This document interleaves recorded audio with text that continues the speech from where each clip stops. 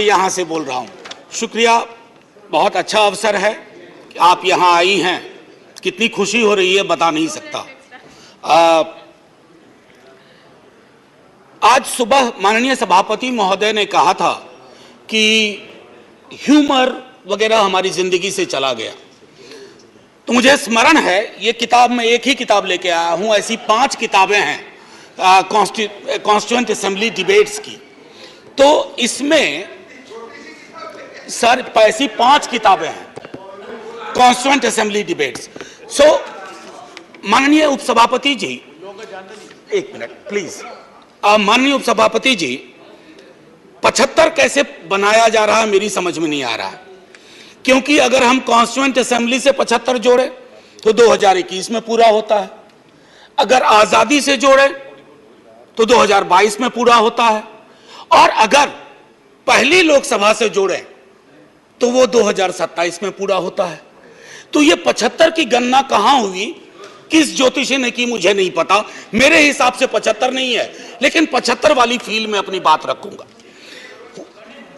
हाँ, तो माननीय उपसभापति जी, हुआ यूं कि सरोजिनी नायडू जी को बुलाया गया बोलने के लिए संभवतः 11 दिसंबर 1946 को।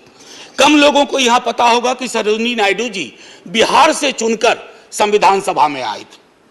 तो उनको चेयरमैन साहब ने कहा कि अब बुलबुले हिंद, नाइटिंगेल ऑफ इंडिया आएंगी, लेकिन कविता में अपनी बात कहेंगी, प्रोज में नहीं कहेंगी।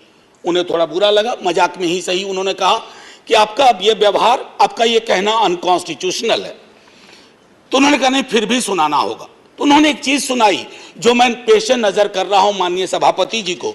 सुबह बड़ी बेसब्री से वो कह रहे थे कि ह्यूमर चला गया, तो उन्होंने सुनाया कि बुलबुल को गुल मुबारक, गुल को चमन मुबारक, रंगीन तबीयतों को रंगे सुखन मुबारक।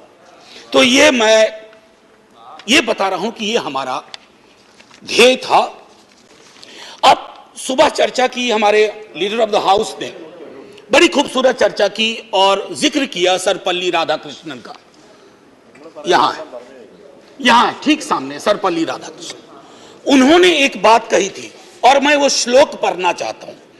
मृदुना दारुणं हंति मृदुना हंत्य दारुणम, मृदुना दारुण हंति मृदुना हंत्य दारुणम, ना साध्यं मृदुना किंचित तस्मात् तीव्रतरं मृदु। इसका आशय यह है माननीय सभापति, उपसभापति जी, कि अग्रेशन से, अग्रेसिव बिहेवियर से आप चीजें हासिल नहीं कर सकते।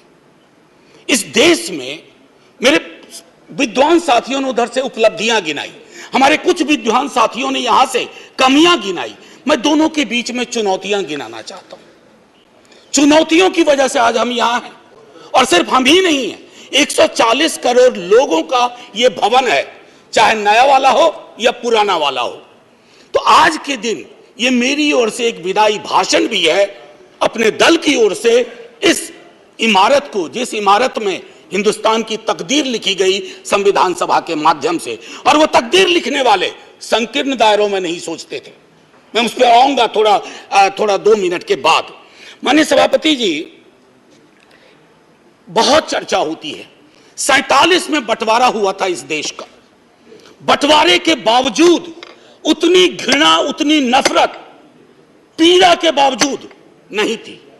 अभी हाल में एक रोमिला जी की किताब आई, वो कहती हैं बड़ी खूबसूरती से, have we moved from integrated nationalism to segregated nationalism? क्या हम एकीकृत राष्ट्रवाद से एक विभाजित, विखंडित राष्ट्रवाद की ओर बढ़ रहे हैं? क्योंकि यह इमारत, इसकी बुनियाद मेलजोल पे है। इसकी बुनियाद में बंटवारे के बावजूद बंटवारा नहीं हुआ। तो मैं हाथ जोड़ के विनती करूंगा, सरकार जरूर बनाइए, अगला चुनाव भी लड़ेंगे, खूब दिल से लड़ेंगे। इंडिया भी रहेगा, भारत भी रहेगा, कोई में से एक चॉइस नहीं है, क्योंकि हमको इंडिया भारत करके जम्बू द्वीप तक नहीं जाना है। मैं सिर्फ इतना कहूंगा कि वो जो मेलजोल की सीमेंट है, उसका खात्मा हो रहा है, उसको बचाइए। माननीय सभापति जी, मैं 2 व्यक्तियों के मध्य में अपनी कुछ बात रखना चाहता हूं। संविधान सभा में ऑब्जेक्टिव रेजोल्यूशन जवाहरलाल जी लेके आए, और संविधान सभा में जब ड्राफ्ट सबमिट हुआ तो बी आर अंबेडकर ने वो ड्राफ्ट सबमिट किया। तो मैं सिर्फ कहता हूं ऑब्जेक्टिव रेजोल्यूशन में बहुत सारी बातें थी, ये प्रस्तावना के बारे में, सॉवरेन डेमोक्रेटिक रिपब्लिक के बारे में काफी कुछ बोल चुके हैं, सॉवरेनिटी गिरवी ना चली जाए, मौलिक अधिकारों के बारे में। हमें आपके पीछे एक तराजू है, वो तराजू हमें लगाना होगा कि मौलिक अधिकार में कहां पहुंचे, सॉवरेनिटी में कहां पहुंचे, डेमोक्रेटिक रिपब्लिक के मसले पे कहां पहुंचे। High flying words don't cover up our failures, let's not look for that. और एक मसला आया, उन्होंने एक जिक्र किया ओथ ऑफ टेनिस कोर्ट। माननीय सभापति जी, फ्रेंच रेवोल्यूशन के बाद जब बड़ी शिद्दत से लोग काम में लग गए अधिकारों पर बात करने के लिए, तो राजा को शुरू में परेशानी नहीं हुई, लेकिन राजा को लगा कि कुछ ऐसा कर रहे हैं जिससे खुराफात की बू आ रही है। उसने क्या किया, दरवाजे बंद करवा दिए। जिस हॉल में वो लोग बैठते थे वो चले गए दूसरे दरवाजे रूम में, उसको भी बंद करवा दिया। तो वो चले गए टेनिस कोर्ट में, सारी कार्रवाई पूरी की, उसको कहा ओथ ऑफ टेनिस कोर्ट।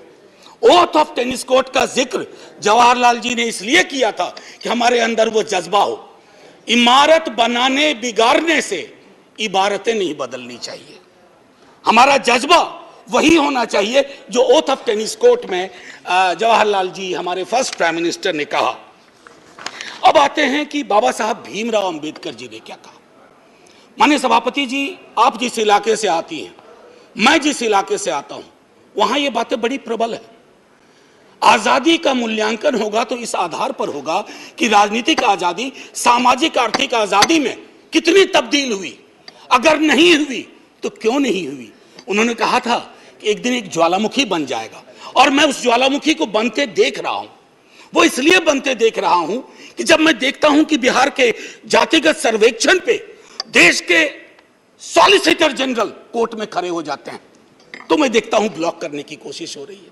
यह एस्पिरेशनल वर्ग है, पिछड़ों की बड़ी आबादी, उसके एस्पिरेशन को आप सोशल डेमोक्रेसी के नजरिए से देखिए। जो बाबा साहब कह गए थे 31 में आखिरी हुई, उसके बाद पाकिस्तान बांग्लादेश बना। क्या इस देश को, यहां की सरकारों को, राज्यों की सरकार को वैज्ञानिक आंकड़े नहीं चाहिए? क्या आप आंकड़े आसमान से गिराएंगे? मैं समझता हूं आज के दिन यह भी हमें सुनिश्चित करना होगा कि हम इन आंकड़ों को लाएं, उसके आधार पर अपनी नीतियां तय करें। एक माननीय सभापति जी, अंबेडकर साहब दो और चीज कह के गए, प्रिवेंटिंग टिरनी ऑफ मेजॉरिटी। मैं बार बार इस सदन में कह चुका हूं कि मेजॉरिटी बेहद आवश्यक चीज है, मेजॉरिटी के बिना सरकार नहीं चलती है, लेकिन मेजॉरिटी और मेजॉरिटेरियनिज्म में फर्क है। यह फर्क अगर हमारी सरकार भूल जाती है तो बहुत बड़ी पीड़ा होती है। जब मेरे मित्र ने कहा, मैं अक्सर देखता हूं हम जैसे लोग छोटी आलोचना भी करते हैं, छोटी मोटी आलोचना जो कभी व्यक्तिगत नहीं होती है। आप कहते हो कि पाकिस्तान चले जाओ, अरे कभी देखा भी हो कितनी जगह है वहां का भूगोल क्या है, इतने लोग नहीं अट पाएंगे। मान लीजिए कि 65% लोगों ने आपको पिछली बार वोट नहीं किया, सबको पाकिस्तान भेज दोगे? ऐसी कोई व्यवस्था होती है? यहीं मेलजुल से रहना है, यहीं मिलकर रहना है। और ये सारी चीजें मैं नहीं कह रहा हूं, खुद अंबेडकर साहब कह के गए थे। मैडम, आपकी तरफ से मैं एक और चीज, एक दो छोटी चीज कह करके, इस देश की एक बड़ी आबादी, सभापति महोदया, मैं आपका सभापति महोदया अभी बिल मत, 2 मिनट लूंगा, ज्यादा नहीं, आज पहली बार हैं, इतनी नजरिए इनाद कर दीजिए। मैं सिर्फ इतना कहना चाहूंगा कि बेरोजगारी को लेकर के हमारा दृष्टिकोण साफ होना चाहिए। सरकार में आप हो, हम हो, बेरोजगारी हम सबकी पॉलिटिक्स खत्म कर देगा। राइट टू एम्प्लॉयमेंट के लिए हम क्या सोच रहे हैं, और इस देश की एक बड़ी आबादी से देशभक्ति का जो प्रमाण पत्र हम मांगते हैं ना मैडम, वो कहीं चलेगा नहीं। मैं आखिरी चीज कह करके एक सुनाना चाहता था। मैं इसलिए कहता हूं, एक घर में 5 सदस्य हैं, उसमें हर 5वां सदस्य उस आबादी का है। अगर उस घर में उस 5वें सदस्य को आप एलिनेट करेंगे, दूर करेंगे, घर कभी महफूज नहीं रह सकता। और आखिरी में मैं साहिर को जाता हूं और वहीं खत्म कर दूंगा, आपको घंटी बजाने की जरूरत नहीं पड़ती। आओ कि आज गौर करें इस सवाल पर, देखे थे हमने वो हंसी ख्वाब क्या हुए। दौलत बढ़ी तो मुल्क में अफलास क्यों बढ़ा, खुशहाली अवाम के असबाब क्या हुए। जो अपने साथ साथ चले कुएदार तक, वो दोस्त, वो रफीक, वो अहबाब क्या हुए? क्या मोल लग रहा है शहीदों के खून का? क्या मोल लग रहा है शहीदों के खून का? मरते थे जिन पे हम, वो सजाए याब क्या हुए? बेकस बरहनगी को कफन तक नहीं नसीब, वो बादा आए अतलसों के मुखाब क्या हुए? जमहूरियत नवाज बशर दोस्त अमन ख्वाह, खुद को जो खुद दिए थे वो अलकाब क्या हुए? मजहब का रोग आज भी क्यों लाइलाज है? मजहब का रोग आज भी क्यों लाइलाज है? वो नुस्खा हाय नादिर नायाब क्या हुए? हर कूचा शोला जा रहे, हर शहर कत्लगाह, यकजहती हयात के आदाब क्या हुए? सहराए तीरगी में भटकती है जिंदगी, उभरे थे जो उफक पे वो माताब क्या हुए? मुजरिम हूं अगर मैं तो गुनहगार तुम भी हो, मुजरिम हूं अगर मैं तो गुनहगार तुम भी हो, ए रहबराने कौम खताकार तुम भी हो। Jai Hind ma'am, and salute to all the freedom fighters. संविधान सभा के उन तमाम लोगों को, और मैं चाहूंगा कि सेंगोल के बगल में एक बड़ी आकृति में इनकी तस्वीरें वहां लगाई जाएं और हमें प्रेरणा देते रहें। जय हिंद। धन्यवाद।